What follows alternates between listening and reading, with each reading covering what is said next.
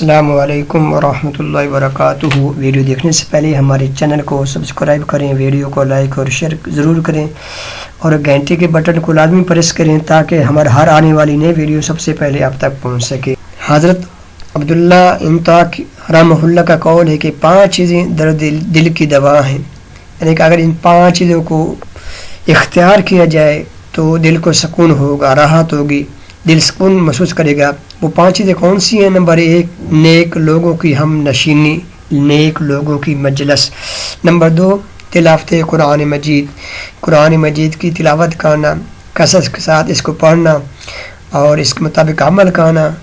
اور اسی طرح خالی پیٹ بھی، یہ بھی یعنی کہ بہت زیادہ نہ انسان کھائے، اتنا کھائے جتنا انسان کی بھوک ہے، جنہیں انسان آسانی سے کھا سکتا ہے، زیادہ نہ کھائے۔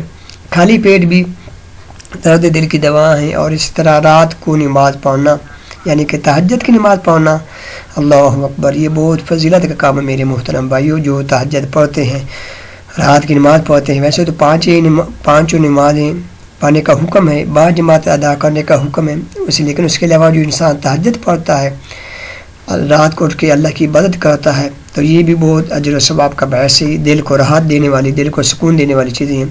اور نمبر 5 صبح سویرے عاجزی انکساری، اللہ اکبر، صبح سویرے عاجزی انکساری اختیار کرنا، یہ بھی درد دل کی دوا ہیں، حضرت عبداللہ انطاکی رحمہ اللہ کا قول ہے۔ تو میرے محترم بھائیوں، ویڈیو اچھی لگے تو شیئر کریں، کمنٹس کریں، لائک کریں۔